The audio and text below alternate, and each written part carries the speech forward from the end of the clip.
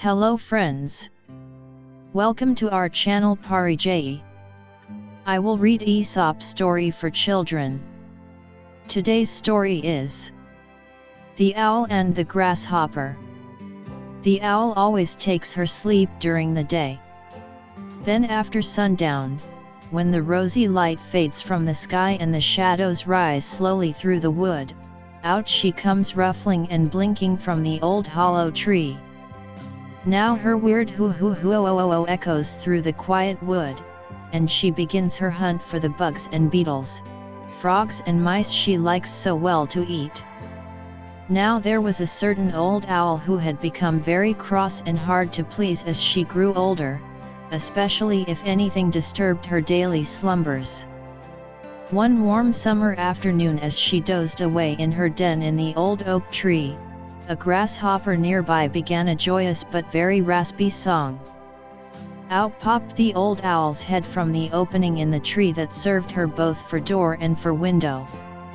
"Get away from here, sir," she said to the grasshopper. "Have you no manners? You should at least respect my age and leave me to sleep in quiet." But the grasshopper answered saucily that he had as much right to his place in the sun as the owl had to her place in the old oak. Then he struck up a louder and still more rasping tune. The wise old owl knew quite well that it would do no good to argue with the grasshopper, nor with anybody else for that matter. Besides, her eyes were not sharp enough by day to permit her to punish the grasshopper as he deserved. So she laid aside all hard words and spoke very kindly to him. "Well, sir," she said, "if I must stay awake, I am going to settle right down to enjoy your singing. Now that I think of it, I have a wonderful wine here, sent me from Olympus, of which I am told Apollo drinks before he sings to the high gods.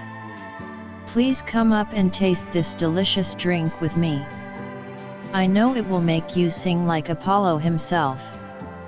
The foolish grasshopper was taken in by the owl's flattering words. Up he jumped to the owl's den, but as soon as he was near enough so the old owl could see him clearly, she pounced upon him and ate him up. Moral of the story is flattery is not a proof of true admiration. Do not let flattery throw you off your guard against an enemy. Here is the next story. The Oak and the Reeds. A giant oak stood near a brook in which grew some slender reeds. When the wind blew, the great oak stood proudly upright with its 100 arms uplifted to the sky. But the reeds bowed low in the wind and sang a sad and mournful song. "You have reason to complain," said the oak.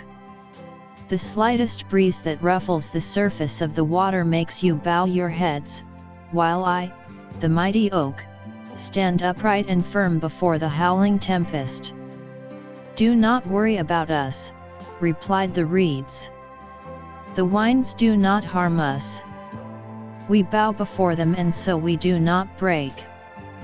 You, in all your pride and strength, have so far resisted their blows. But the end is coming." As the reeds spoke, a great hurricane rushed out of the north. The oak stood proudly and fought against the storm, while the yielding reeds bowed low. The wind redoubled in fury, and all at once the great tree fell, torn up by the roots, and lay among the pitying reeds. Moral of the story is better to yield when it is folly to resist, than to resist stubbornly and be destroyed. Thank you for watching and listening my stories. If you like, you can subscribe our channel and click on bell icon for more such videos and new stories.